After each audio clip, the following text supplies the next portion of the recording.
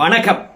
எட்டி டாக்ஸில் என்ன செய்தி பார்க்க போகிறோம்னு கேட்டிங்கன்னா, வெற்றிக்கு வழிவகுத்த எடப்பாடி பழனிசாமி வாயார வாழ்த்தும் நிர்வாகிகள் சாணிக்கத்தனத்தை பயன்படுத்தினார், சாதிக்க போகிறாங்க 200 தொகுதி, குஷியில் தொண்டர்கள். இதை தான் விரிவாக பார்க்க போகிறேங்க. முதல்ல உங்ககிட்ட ஒரு கிளாரிட்டி கொடுத்துடணும், இல்லைன்னா திட்டுவீங்க நீங்கள். யாருடைய வெற்றிக்கு வழிவகுக்கிறார் தெரியுமா? திமுகவுடைய வெற்றிக்கு வழிவகுத்து விட்டார். உண்மையா சொல்றீங்க? ஆமாங்க, திமுக நிர்வாகிகளே வாயார வாழ்த்துகின்றார்கள். எடப்பாடி பழனிசாமி மாதிரி ஒரு எதிர்கட்சி தலைவர் எங்களுக்கு கிடைத்தது பெரும் மகிழ்ச்சி அப்படின்னு சொல்றாங்க. ஏன்னா தேர்தல் நெருக்கத்தில் வந்தாச்சு. இப்போ அதிமுகவை பொறுத்த வரைக்கும் ஊருக்கு ஊரு பொதுக்கூட்டம் போட்டிருக்கணும். 5 வருஷம் பார்த்தீங்கன்னா திமுக ஆட்சி செய்த தவறுகளை சுட்டி காட்ட வேண்டும். கிடைக்காத மாமணியாக கிடைத்தது நேரு அவருடைய ஊழல். நேரு மட்டுமா ஊழல் செஞ்சிருக்காரு? 12 அமைச்சர்கள் ஊழல் செஞ்சிருக்காங்க. அது மட்டும் இல்ல, 12 அமைச்சர்களுக்கு பின்னாடி அந்த குடும்பமே பார்த்தீங்கன்னா சிக்கியிருக்குது. அதெல்லாம் கூட ஒரு பக்கம் விட்டுடலாம். நம்ம முதல்வர் குடும்பமானது நேரு அவருடைய ஊழல்ல சிக்கியிருக்குது. அதையும் விடுங்கய்யா, பல அரசு அதிகாரிகள் சிக்கியிருக்காங்க. அத்தனையும் அவாள பணமாக வெளிநாட்டுக்கு போயிருக்குது. எதிர்கட்சியாக இருக்கக்கூடிய பாஜக, அதனுடன் சேர்ந்து இருக்கக்கூடிய அதிமுக இந்த ஊழலை மக்களிடையே கொண்டு போய் சேர்க்கணுமா இல்லையா? அதிகாரிகளும் அமைச்சர் பெருமக்களும் கொள்ளை அடிச்சு திமுக தலைமை குடும்பத்துக்கு எப்படி வருமானத்தை சேர்த்திருக்காங்க. தலைமை குடும்பமானது அவாளா பணமாக வெளிநாட்டில் எப்படி கொண்டு போய் முதலீடு பண்ணிருக்கு பாருங்க. இந்த ஆட்சி வேண்டுமா? ஒரு அமைச்சர் ஒரு வருடத்தில் 20,000 கோடி கொள்ளடிச்சாருன்னா உங்களுக்கு சாலை வசதி போட்டு தர முடியுமா? குடிநீர் வசதியை செய்து கொடுக்க முடியுமா? உங்களுக்கு பள்ளிக்கூடங்களை கட்டி கொடுக்க முடியுமா? கழிப்பறைகள் சரியா இருக்குமா? பேருந்துகள் சரியா இருக்குமா? மருத்துவமனைகள் சரியா இருக்குமா? அடிப்படை வசதிகளுக்கு மக்கள் ஏங்கி தவிக்கின்ற பொழுது, விவசாயிகள் பார்த்தீங்கன்னா ஒட்டுமொத்தமாக களத்தில் இறங்கி போராடி கொண்டு இருக்கின்ற பொழுது, அரசு ஊழியர்கள் எங்களுக்கு கொடுத்த வாக்குறுதியை நிறைவேற்றுங்கள் என்று சொல்லி களத்தில் இறங்கி கச்சை கட்டுகின்ற பொழுது, பணமில்லை என்று கைவிரிக்கின்ற திராவிட மாடல் ஆட்சி எப்படா 20,000 கோடி கொள்ளடிக்க முடிஞ்சது? யார் விட்டு பணத்தை கொள்ளடிச்சாங்க? கொள்ளடிச்ச பணத்தை எப்படி வெளிநாட்டுக்கு கொண்டு போயிருக்காங்க தெரியுமா? அப்படின்னு தேர்தல் நேரத்தில் கூட இறங்கி திமுக ஊழலை புட்டு புட்டு வச்சு, இந்த ஆட்சி வேண்டுமா? உனக்கு 1000 ரூபாய் கொடுத்து உன் கண்ணை கட்டி மறைத்து விட்டு அவங்க அடிச்ச கொள்ளைய பாத்தியா இல்லையா? யாருடைய குடும்ப சுகமா இருக்கும்? உனக்கு கொடுத்த 1000 ரூபாயினால ஒவ்வொரு பொருளுடைய விலையும் உயருது. ஆனா அவன் அடிச்சு வச்சிருக்கின்ற பொருளினாலையும், அவன் அடிச்சு வச்சிருக்கின்ற ஆயிரக்கணக்கான கோடியினாலையும் இன்னைக்கு அரசியல்னா கூட வெளிநாடு தப்பி போய் அவன் சந்ததி முழுவதுமே பார்த்தா சுகமா வாயும். நீ தான் இந்த பூமியில வறுமையில வாடுவ. உன் பிள்ளைக்கு கல்வி கிடைக்காது, உன் பிள்ளைக்கு சுகாதாரம் கிடைக்காது, உன் பிள்ளைக்கு குடிநீர் கிடைக்காது.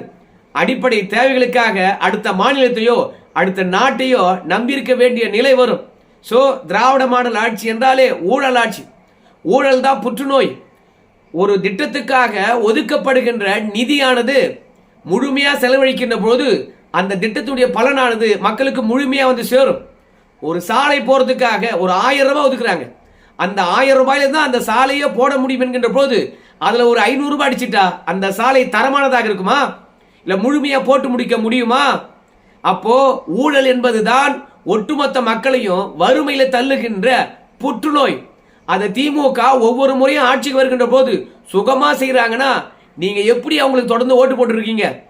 எதற்காக திமுக மீண்டும் என்று நினைக்கிறீங்க? இந்த 1000 ரூபாய்க்கு ஆசைப்பட்டு, இந்த 5000 ரூபாய்க்கு ஆசைப்பட்டு அடிக்கின்ற 20,000 கோடி மறந்துட்டீங்களே, இது நியாயமா இருக்குமா அப்படின்னு அதிமுக ஊர்தோறும் மேடை போட்டு பேச வேண்டியது அமைதி காக்குது. மத்தியில இருந்து நடவடிக்கை எடுக்க வேண்டிய பாஜக அமைதியா இருக்கிறது.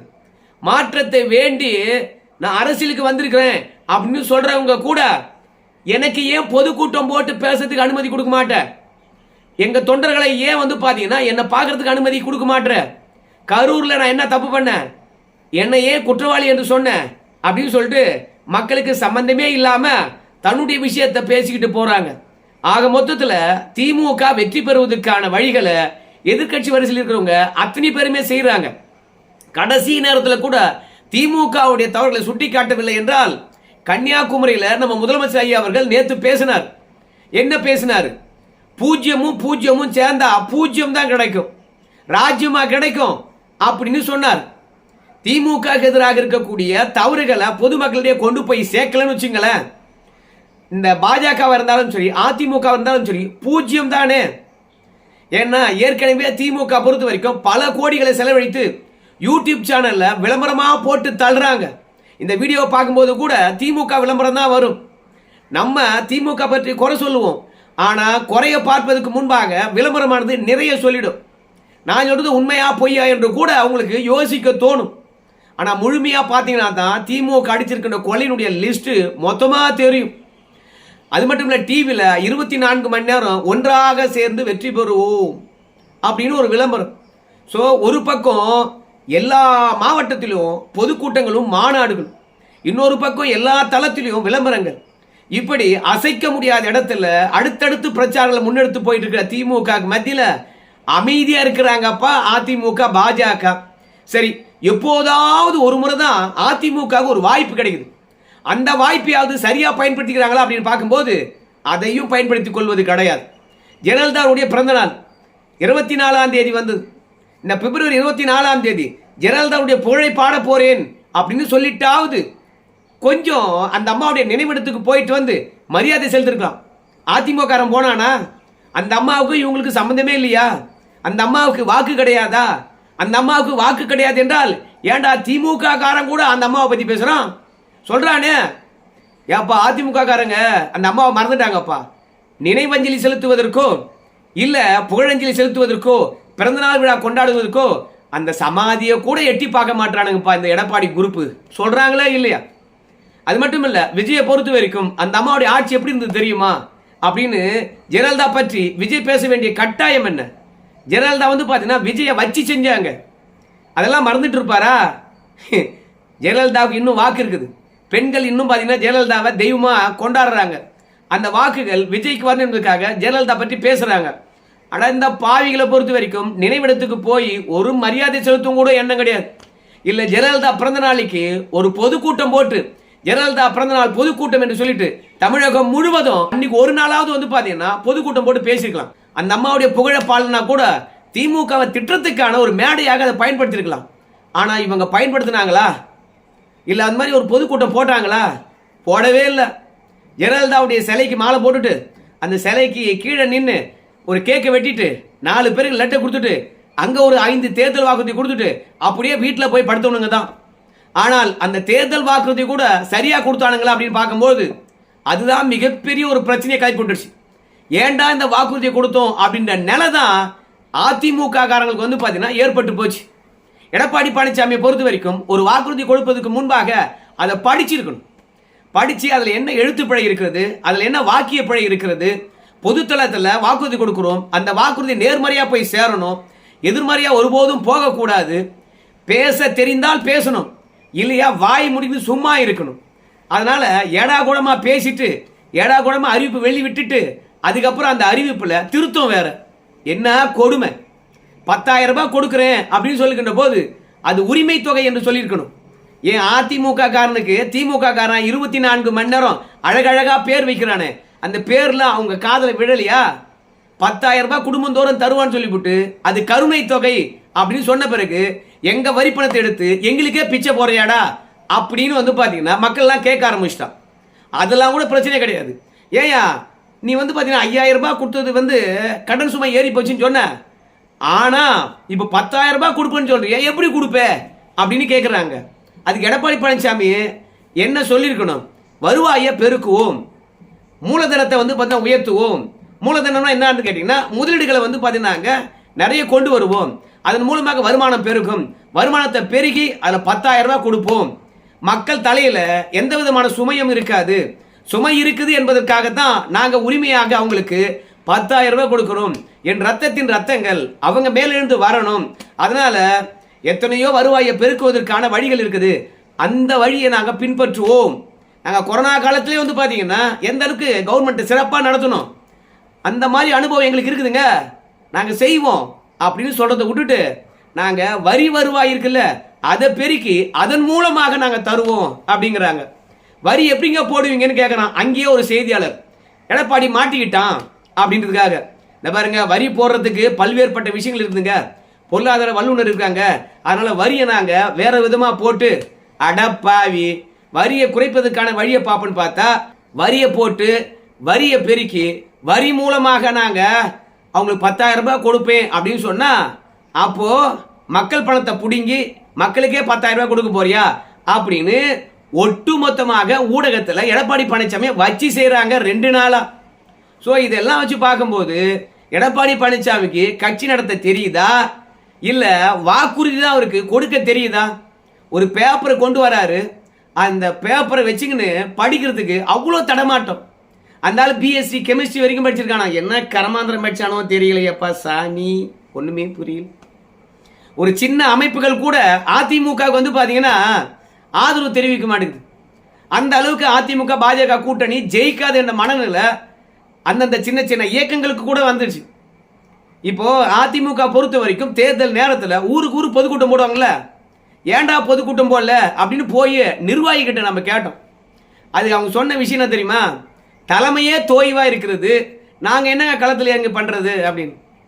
தலைமைக்கே வெற்றி பெறும் என்ற நம்பிக்கை இருந்தா அவங்க ஏன் தோய்வா இருக்க போறாங்க அப்படின்னு. ரெண்டாவது, நிதி நிலைமையானது மாவட்ட செயலாளர்கிட்டயே மோசமா இருக்குது, முன்னாள் அமைச்சர்கிட்டயே நிதி நிலைமையானது மோசமா இருக்குது. அப்ப எடப்பாடி பழனிசாமி என்ன பண்ணிருக்கணும்? ஆளுங்கட்சியிட்ட பேசி, டாய் என்னடா நீங்க அடிக்கிற கொள்ளையில எனக்கு பாதி கொடுக்க மாட்டீங்களா, அவன் பாதி கான்ட்ராக்ட் எடுத்து வேலை பார்த்தான்னு கேட்டீங்கன்னா என் கட்சிக்காரன் பாதி ஆள் எடுத்து வேலை செய்யிட்டியா அப்படின்னு சொல்லிட்டு 5 ஆண்டுல வந்து பார்த்தீங்கன்னா திமுக ஆட்சியிலும் ஒப்பந்தங்கள் எடுத்து வேலை பார்த்துருக்கோம். அப்பதானே கட்சிக்கு செலவு பண்ணுவான். அதனால முன்னாள் அமைச்சர்கள், மாவட்ட செயலாளர்கள், ஒன்றிய செயலாளர்கள் என்று சொல்லிவிட்டு நிர்வாகி இடத்துல வந்து பார்த்தீங்கன்னா மொத்த நிதி பற்றாக்குறை ரொம்ப குறைவா இருக்குது. அதனால பொதுக்கூட்டங்களுக்கு செலவழிப்பதற்கு அவங்க கிட்ட நிதி இல்லை. மூன்றாவது, வெற்றி பெறுவோம் என்ற நம்பிக்கை இல்லாத காரணத்தினால செலவழிச்சா வருமோ வராதோ என்ற எண்ணத்தினால வேட்பாளராக எவன் நிற்கிறானோ அவன் செலவு பண்ணட்டும், நான் ஏன் செலவு பண்ண அப்படின்னு மாவட்ட செயலாளர் இருந்து ஒன்றிய செயலாளர் இருந்து எல்லாருமே வந்து பார்த்தீங்கன்னா தயங்குறாங்க. மொத்தத்தில் கட்சியை வந்து பார்த்தீங்கன்னா அப்படி சுணக்கமாகி போயிருக்குது. அதாவது திமுக பொறுத்த வரைக்கும் பிப்ரவரி மாதம் மட்டும் 5 மாநாடு நடத்திருக்குது, 15 பொதுக்கூட்டங்கள் போட்டிருக்காங்க, 234 தொகுதியிலும் அனுதினமும் வந்து பார்த்தீங்கன்னா நம்முடைய திமுக சாதனை விளக்க பொதுக்கூட்டங்கள். அது மட்டும் இல்லாமல் ஒவ்வொரு 10 பெண்களாக ஒவ்வொரு ஊருக்கும் தேர்ந்தெடுத்து ஒரு நாளைக்கு வீடு வீடா போய் திமுக சாதனையை சொன்னீங்கன்னா அந்த 10 பெண்களுக்கு ஒவ்வொரு நாளும் 2000 ரூபாய் பிரச்சாரத்தை எப்படியெல்லாம் வந்து பார்த்தா கொண்டு போய் சேர்க்குறாங்க பாருங்க. ஏன்னா திமுக ஒரு முறை ஜெயிச்சா மறுமுறை ஜெயிப்பது கிடையாது என்பதனால நம்ம சாதிச்சு காட்டுருவோம் அப்படின்றதுக்காக களம் இறங்கி இருக்கின்றார்கள். அது மட்டும் இல்ல, அரசாங்க சார்பிலே வந்து பார்த்தீங்கன்னா ஒரு 15,000 தன்னார்வலர்கள் எடுத்து மக்கள் குறைய கேட்க போறோம், மக்கள் கனவுகளை கேட்க போறோம்னு சொல்லிட்டு திமுகவுடைய பிரச்சார பீரங்கிகளாக அரசாங்க பணத்திலேயே பிரச்சாரகர்களாக ஒரு 15,000 பேரை களத்தில் இறக்கியிருக்காங்க. ஸோ திமுக பொறுத்த வரைக்கும் பல அதிரடிகள் காட்டுது.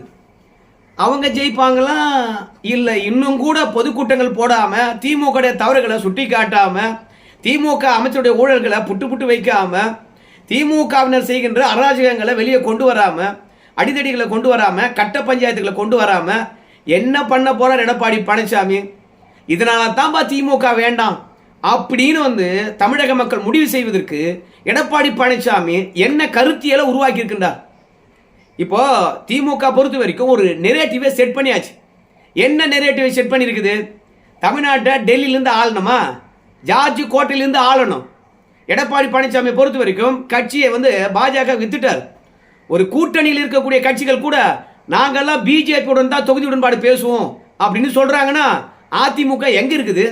பாஜகவுடைய கிளைக்கழகமா? இப்போ திமுகவில் இணைந்திருக்கின்ற கூட்டணி கட்சிகளை பொறுத்த வரைக்கும் திமுகவுடன் கூட்டணி தொகுதி உடன்பாடு பேசுவோம்னு சொல்றாங்க. ஆனா அதிமுகவில் இருக்கின்ற கட்சிகள் பிஜேபியுடன் தான் பேசுவோம்னு சொல்றாங்க. அந்த அளவுக்கு அதிமுக பிஜேபி எடுத்து முழுகிடுச்சா? தனித்தன்மையுடன் இருந்ததப்பா அதிமுக. லேடியா மோடியா என்ற கேட்ட கட்சி இல்லப்பா அது. ஆனா அந்த கட்சி வந்து பாத்தீங்கன்னா இன்னைக்கு அடகு வச்சுட்டாரப்பா. அதிமுகவுக்கே இனி பிஜேபி தான் தொகுதி ஒதுக்கும் போல இருக்குது அப்படின்னு கம்யூனிஸ்ட் கட்சிக்காரெல்லாம் கிண்டல் பண்றான். 6 தொகுதிக்கு அறிவாலயத்துக்கு முன்பாக காத்திருக்கிறான் கம்யூனிஸ்ட் கட்சிக்காரன். அவெல்லாம் அதிமுக கிண்டல் பண்ற அளவுக்கு எடப்பாடி பழனிசாமி கட்சி வளர்த்து வச்சிருக்கின்றார். அதனாலதான் திமுக காரனே வந்து பாத்தீங்கன்னா இன்னைக்கு எடப்பாடி பழனிசாமியை வாழ்த்துறான். அதிமுக காரன் வீதி தூரம் வந்து ஐயோ திமுக வேணாம் இதனால வேணாம் அப்படின்னு பிரச்சாரம் பண்ணான்னு வச்சுக்கலாம், திமுக காரன் எதிர்த்து போராடுவான். இன்னைக்கு அதிமுக காரன் எவனுமே வந்து பார்த்தீங்கன்னா களத்துக்கே போல. அதனால திமுக என்ன பிரச்சாரம் பண்ணுதோ அந்த பிரச்சாரம் மட்டுமே கோலோச்சி இருக்கிறது.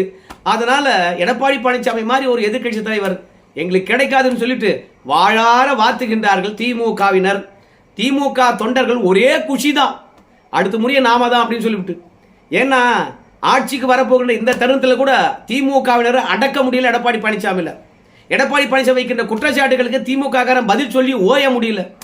அதனால எடப்பாடி பழனிசாமி மாதிரி இருந்தால் போதும் அப்படின்னு ஆசைப்படுறாங்க, அதனாலே வாழ்த்துகின்றார்கள்.